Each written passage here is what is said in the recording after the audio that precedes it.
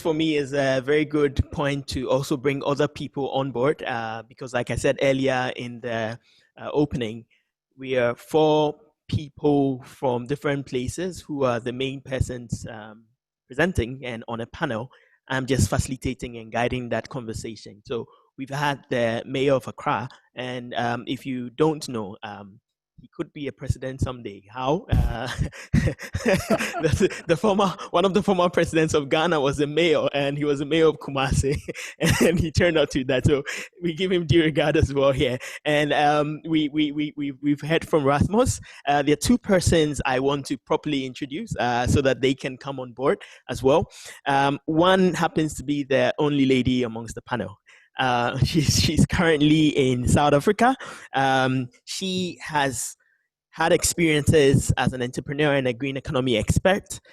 She's focused on energy, construction, oil and gas, NGO property, and things of that sort. And quite recently in 2019, she was awarded the Sub-Saharan African Energy Inventor of the Year. I don't know if I went in that competition, but perhaps I would have rubbed shoulders with her a bit, but no, I didn't do that.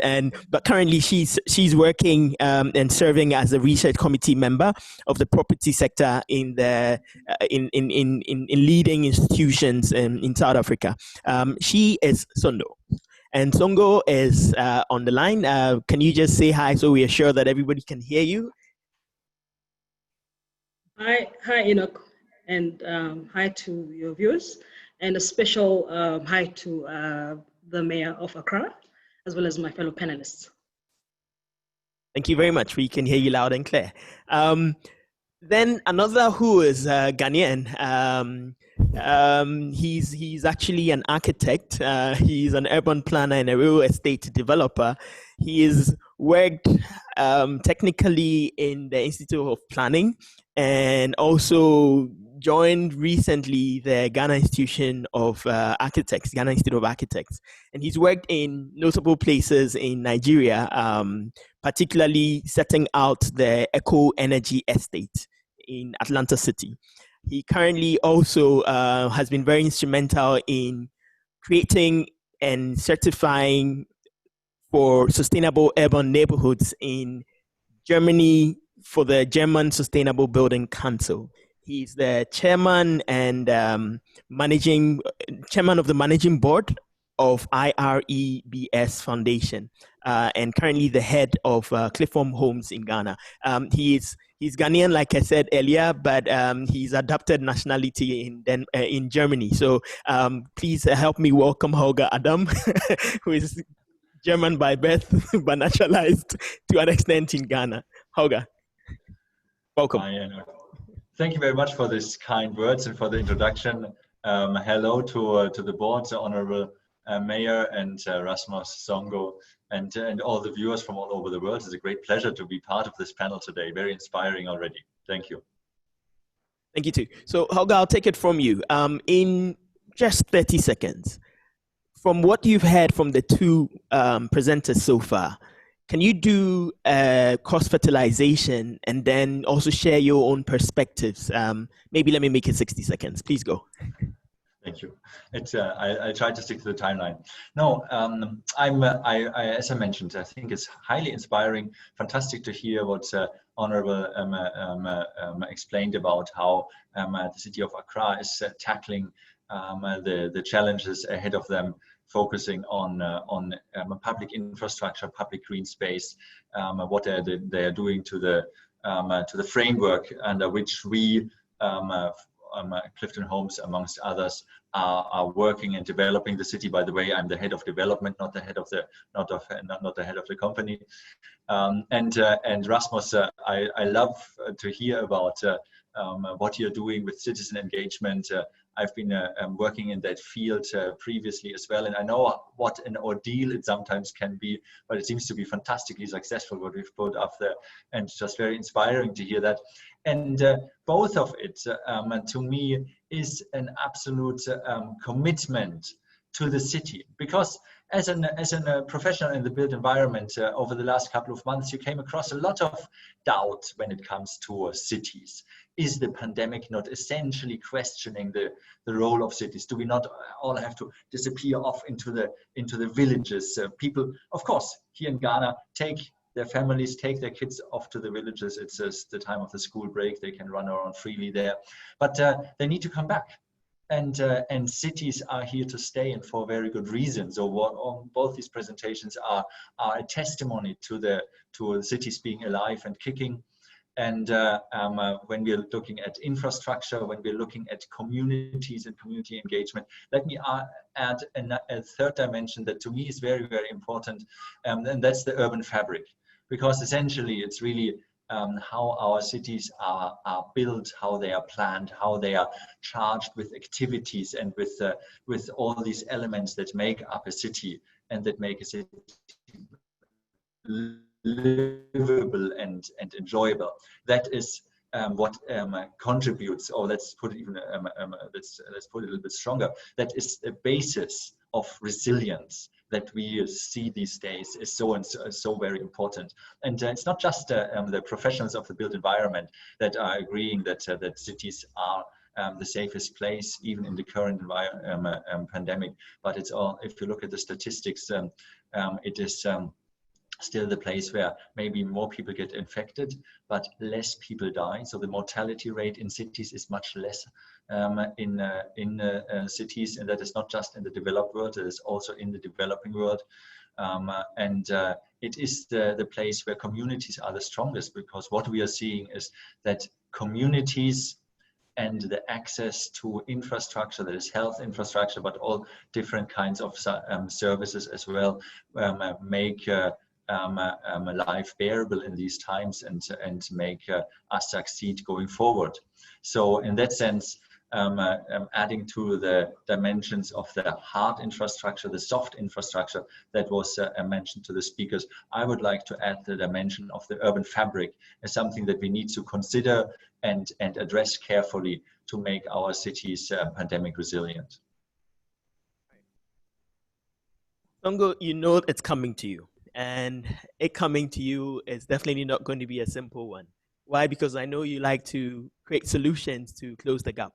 And so having heard the kind of presentations that have been made and the perspectives that have been shared by all of us male, alpha male figures, what would you say as from your perspective, how to connect the dots? And if you were in the position of the mayor, having heard all the things that have been said, how would you ensure that Ghana's economic development, sustainable city creation, and ensuring that it's with people is done in a way that really makes the efforts sustainable from the South African perspective and from your experiences? Yeah.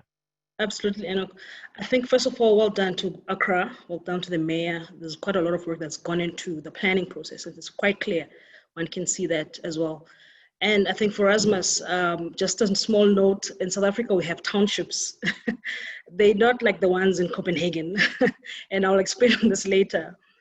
But yeah, just to bring it back to the focal point, I think for me, first of all, I think what's also combining a lot of the points that have been raised by the previous speakers in the presentations is that let's not run away from what we're actually trying to achieve. And I think Rasmus had touched on this earlier on before, that for a city to be fully sustainable, you have to fully embrace the global sustainable development goals, vis-a-vis called the SDGs. And I see, Rasmus, you're also wearing your SDG logo in Copenhagen. And for Accra, what I really loved about what you've done in Accra is that you've taken the SDGs, the global SDGs, and then you've taken the things that are a priority in your country, and you've almost put these in front.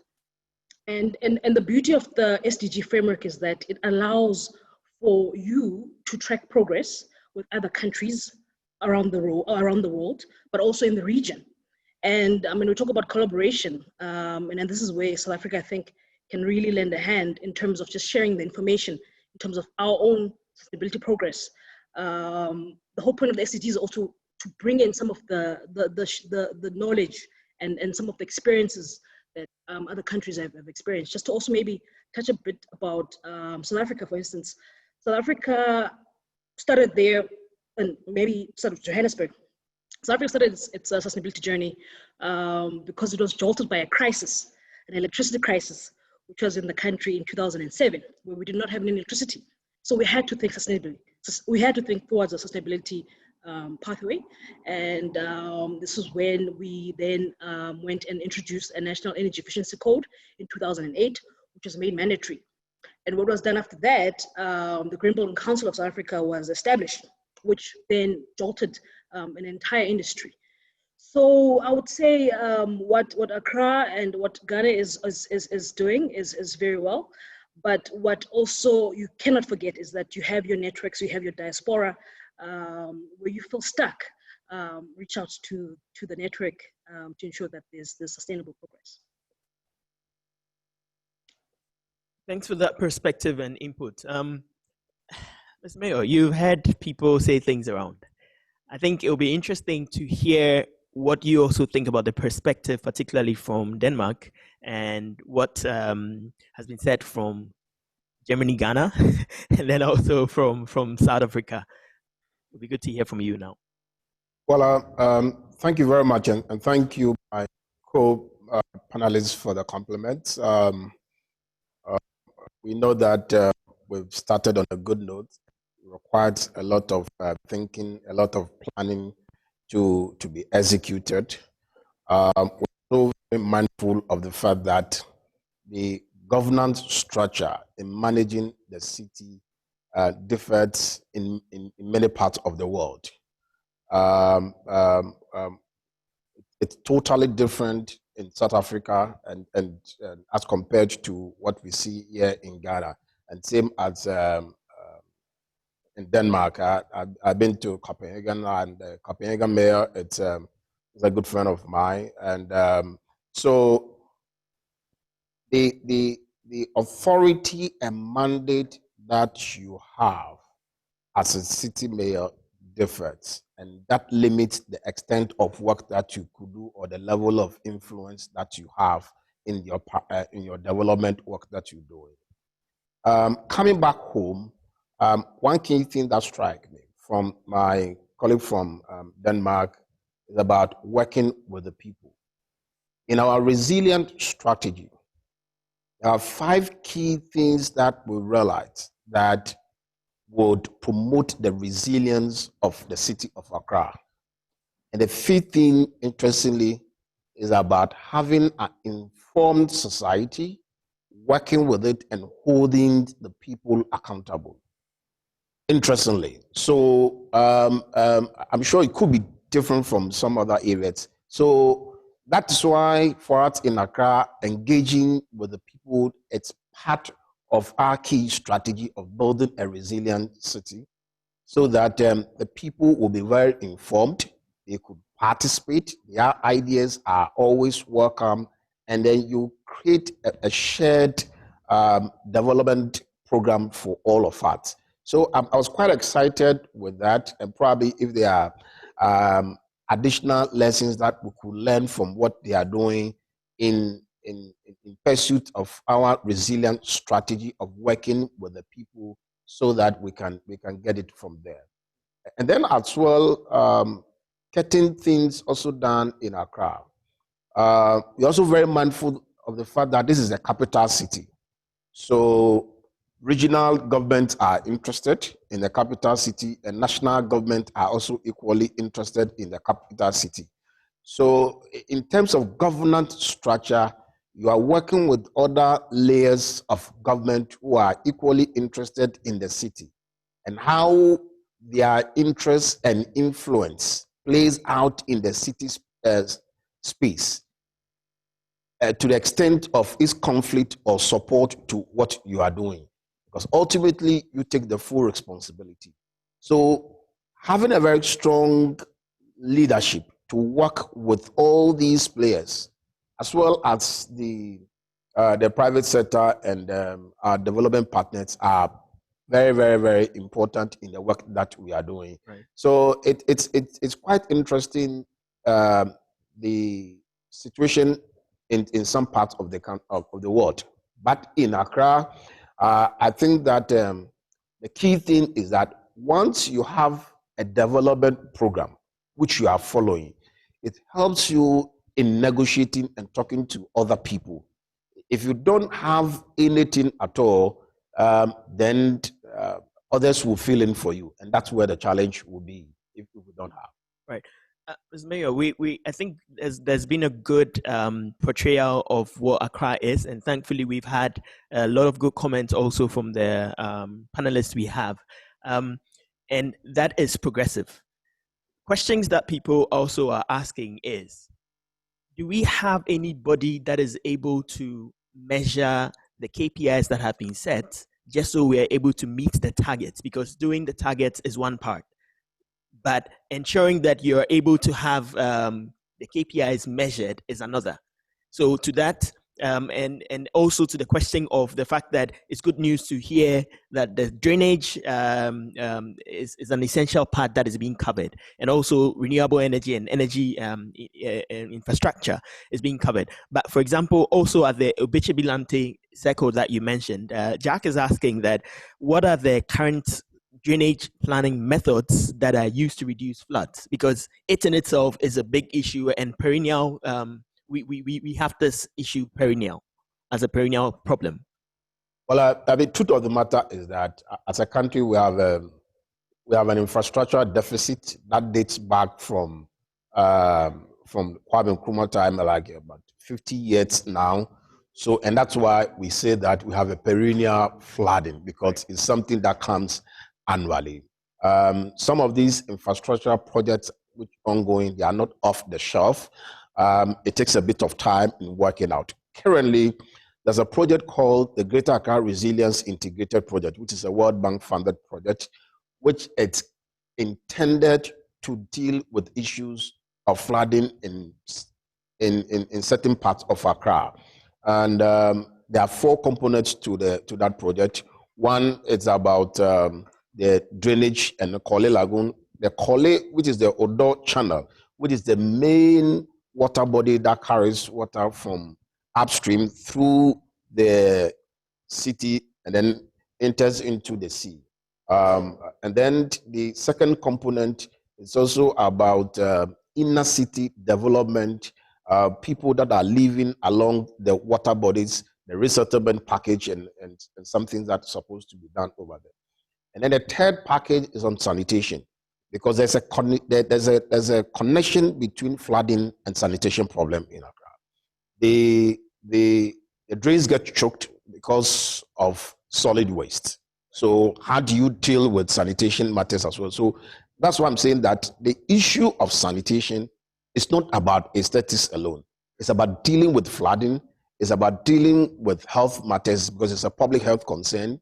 As we started the aggressive sanitation matters, that has reduced the incidence of cholera. The last and cholera pandemic that we had was in 2015, where 200 people died in Accra and over 20,000 people were affected as a result of cholera. So these are the direct intervention and the results that comes from it. So the whole of Obeche Enclave, including that of the some Krachi Accra, that's the cemetery drains. They are part of the Garrett project, and it's ongoing. Okay. Holger, I think you can help me do a bit more of justice in respect of your perspective, also, quote unquote, as a Ghanaian, and having done a lot of development, urban development in Europe and also in Africa. I just want to hear your perspectives, that if you're in the seat of the mayor, what are some of the key initiatives you would drive as well, and how would you do it? The how part is more important as well. That's thank you very much, Enoch. Although that is a very contentious question. Obviously, we have somebody much very, very capable in that seat, so I would not even dare to propose to replace him. But if he would ask for my advice, I would. I can only commend him on his his drive to increase the density of Accra. And when we are talking of increasing density, then everybody that has been here, that is here, will possibly shake their head in amazement, because we have some very, very dense areas, overcrowded areas, or let's say we have some very overcrowded areas, but not necessarily dense.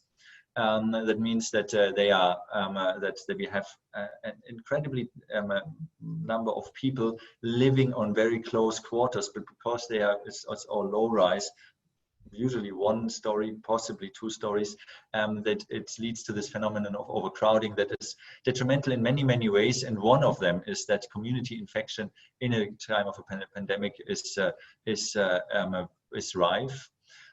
So when I was earlier saying that this question of the urban fabric matters to me, I think this is something that we all, as the professionals in the built environment, that the investors, the public, needs to look at is what kind of city do we want to live in.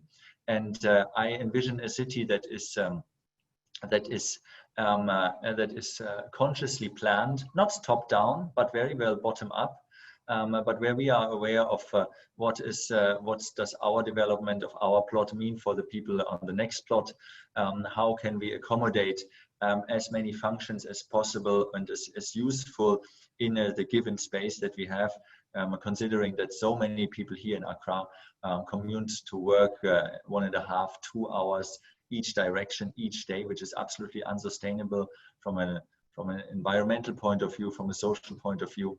And then we need to look at the question of mixed use, because a lot of the formal development that we are seeing is still quite segregated, where we have a CBD, where we have areas where new corporate headquarters are coming up, but then they are just that.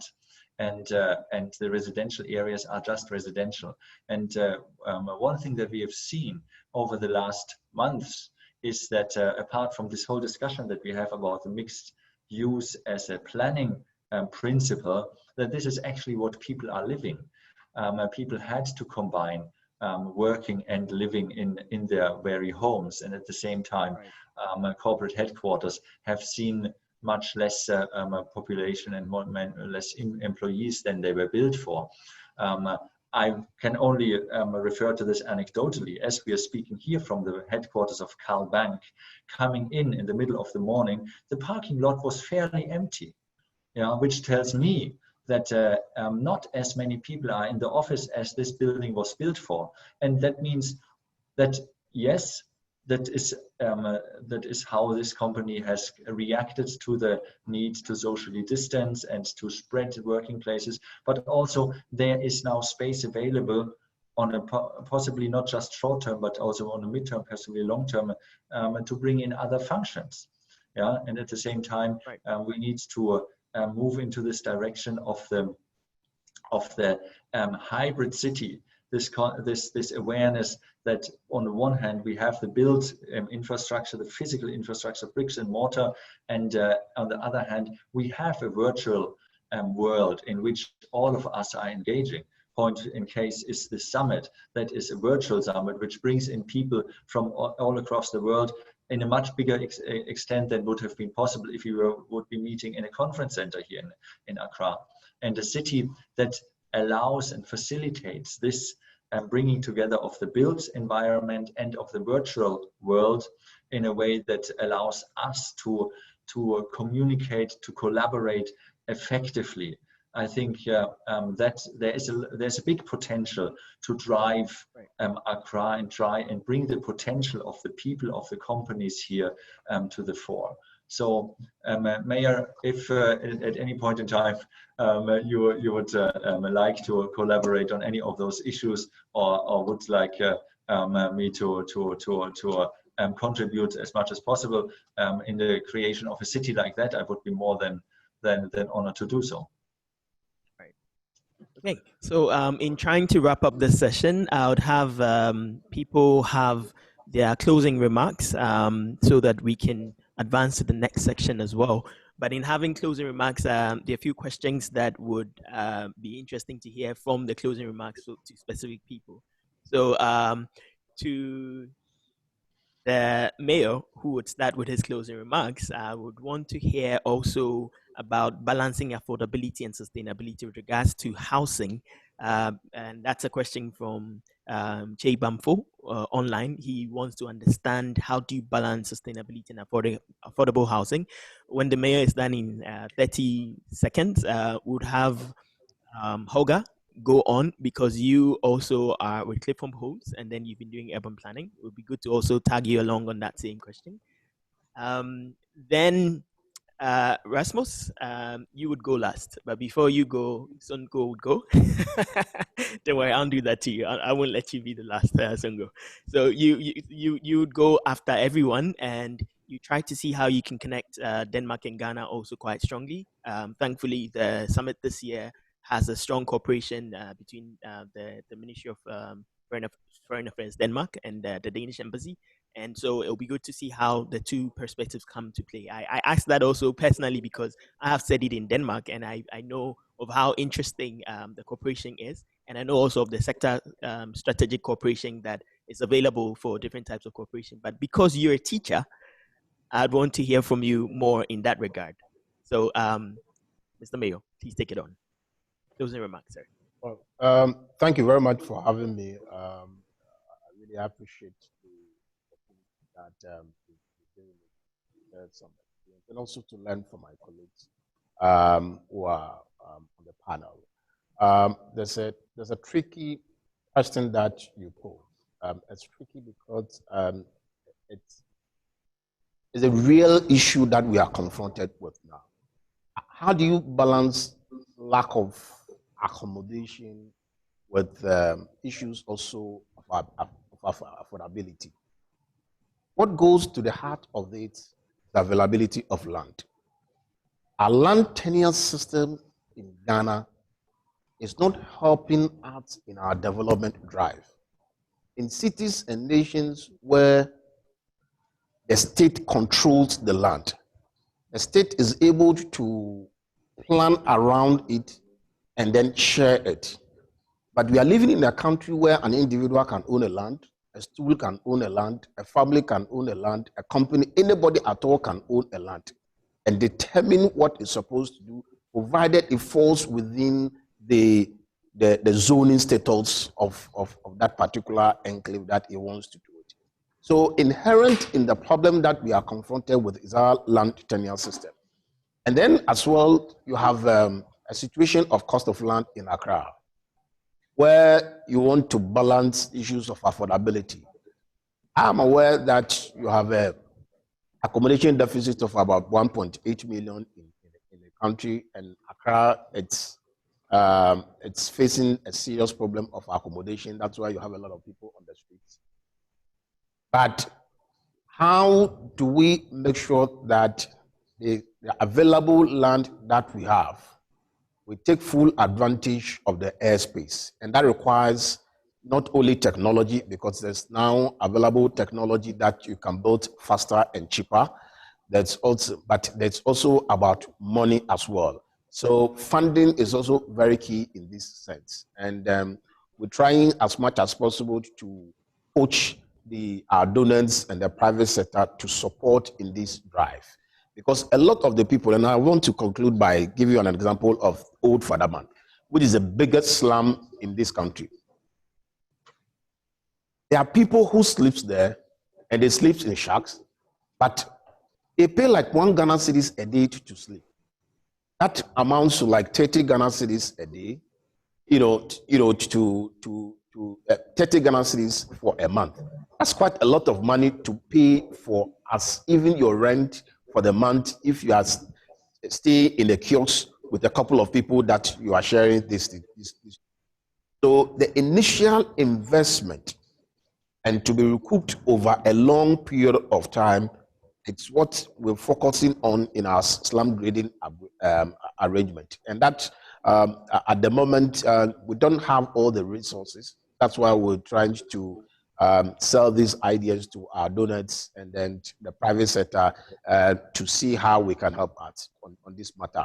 Accommodation is not just a place where people sleep, but it's a matter of security. When you have too many people wandering on the streets that they don't have anywhere to sleep, it poses security threat also to the city and to the nation as well. And I think that we should be mindful of these things as well. The kinds of development that are coming up, if you move around Accra, you could see that the skyline has changed totally, but it's more of high end, and the low income people are massing out of the city. And let me conclude by saying that a recent study that we did on young people who are looking for housing in the city, they are being pushed out because of cost of housing.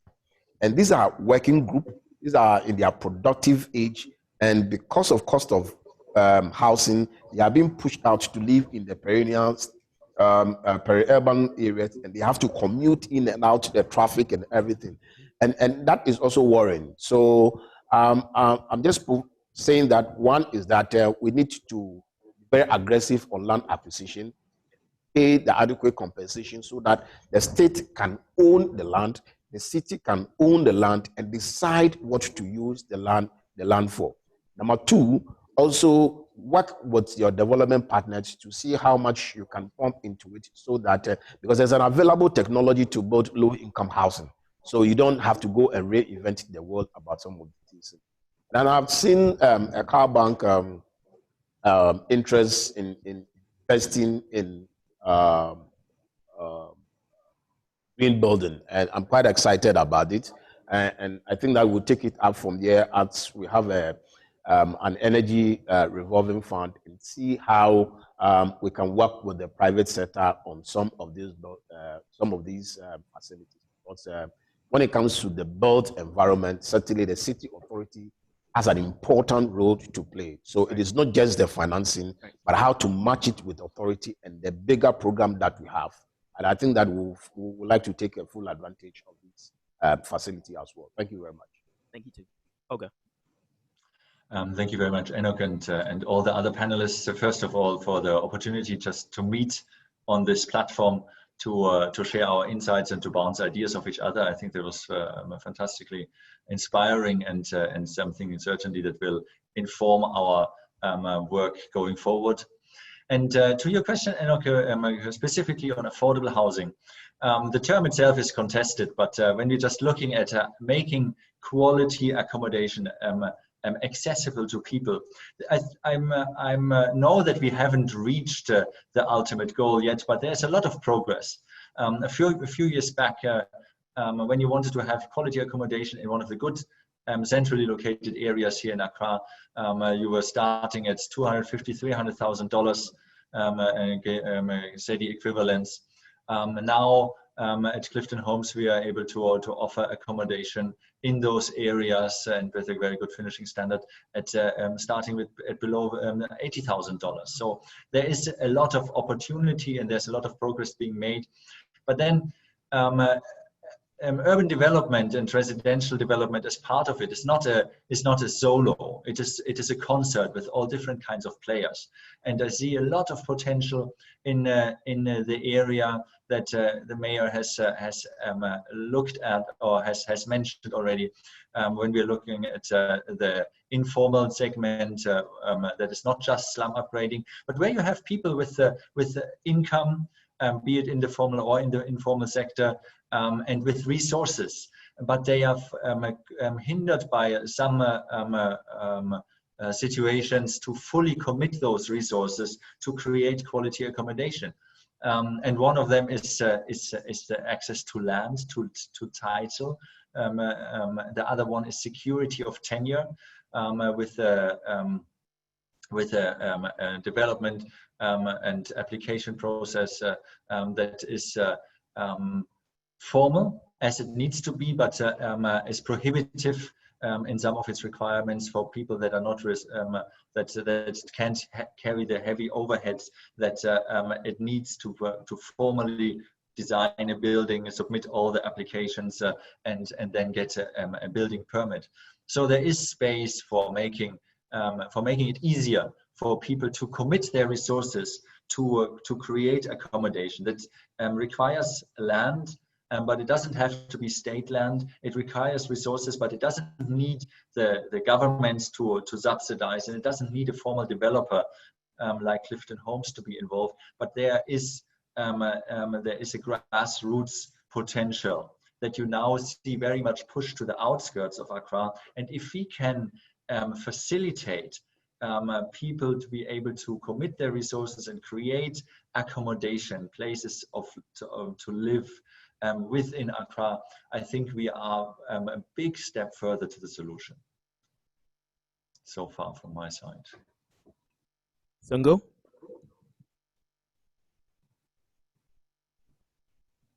Thank you for that, Holger. I think, yeah, just from my side, just to summarize from my side, I think before COVID, we had people moving towards the cities. Now COVID came, people are starting to move away from the cities. And what this has now done is it's created an opportunity for us to rewire our thinking around urban design, particularly with existing buildings. I mean, like, as I'm sitting right now in South Africa, I'm telling you, landlords are sitting with an issue where they are struggling to keep their tenants into their buildings. So one of the emerging thoughts that's happening right now from an urban design and as a residential perspective is thoughts around repurposing the current buildings for housing, particularly low-cost housing in the inner city. And in the same breath, while you're looking at repurposing your buildings, there's a retrofitting opportunity. I liked what the mayor said around the energy efficiency revolving fund. You could literally use those kind of funds to leverage and finance for retrofitting of these existing buildings. And then lastly, because we're talking sustainability targets, we need to track progress. There's a big talk right now around open source data. If we're not sharing the information with one another, and we're not tracking our progress, what is it that we're doing with regards to sustainability? So open source data is a great opportunity for cities to share their progress with one another. And then before I finish, solar, we are in Africa. I think Holger and Rasmus can both say we're doing very little to move forward, to move the needle forward with regards to solar. From a South African perspective, I mean, this is a program that attracted close to over $20 billion in private sector investments just from a renewable energy perspective, and it's still growing strong. And then lastly, I think, why is Africa not having its own cure for this virus and for other viruses in totality? It's because we haven't really looked at R&D in the past. And I do believe that going forward, this is something that cities need to tackle, invest in R&D so that we can create pandemic resilient cities for the future. Thank you.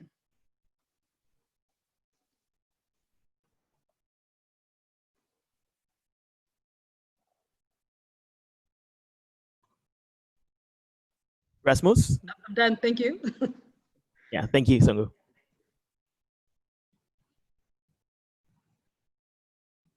Rasmus, you sound muted. Yeah, there you are. Now I'm okay. Super. You put a restraint on me and unmuted me. Anyway, I'm back. Very good points. Really pleasure to hear both what Mohammed and Hulk and Songo was saying. Inspiring, of course. I'm very pleased to hear that things are moving so much forward in Accra. It's good to hear.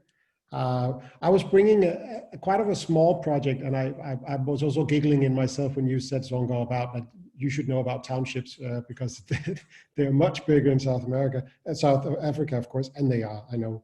But I brought a quite bit of a small project to the plate today because, like you also said before, I teach on the side. I teach urban design simply because I can't stop.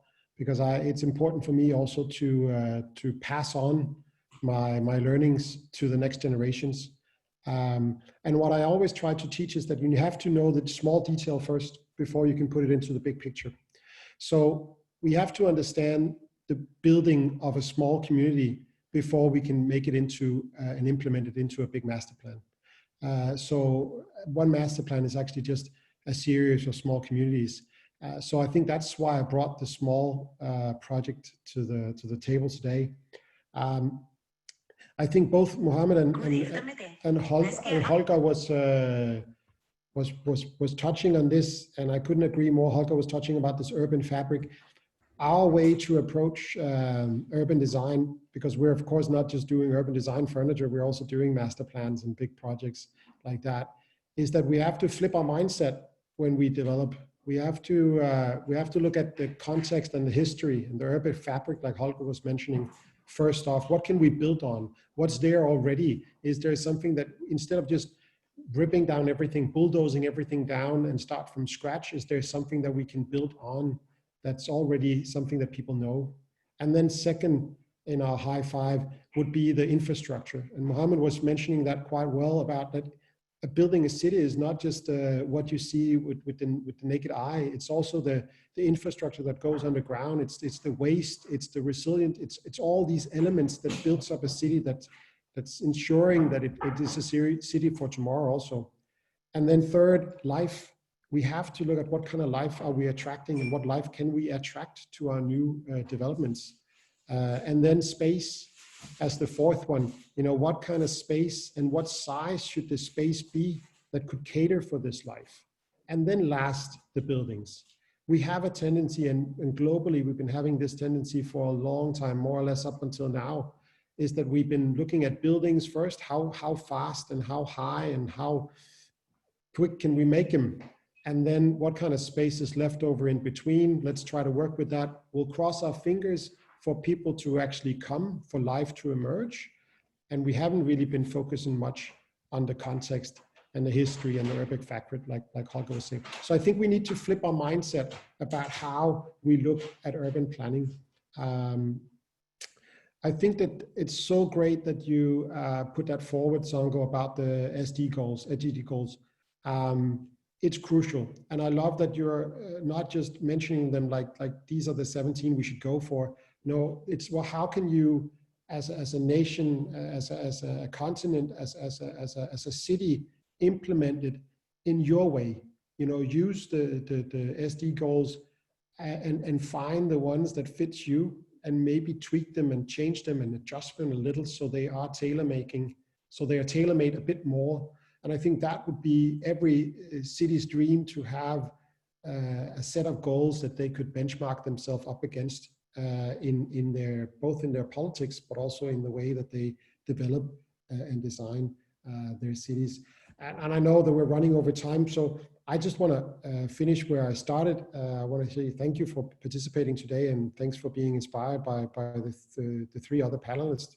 But when it comes down to what it is that we're doing, and I think that we all want to do, is that we want to, and we need to build communities.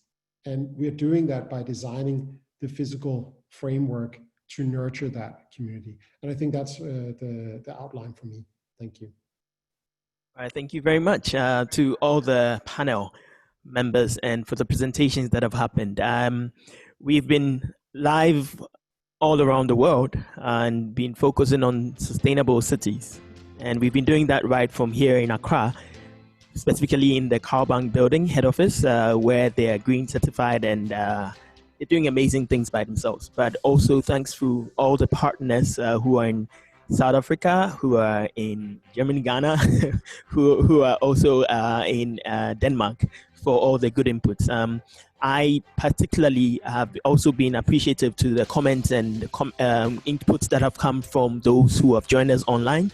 And in my closing remarks, I just want to touch on three key things that have also been mentioned. The issue of inclusivity, to not only forget about people with disability and all those other persons who need access.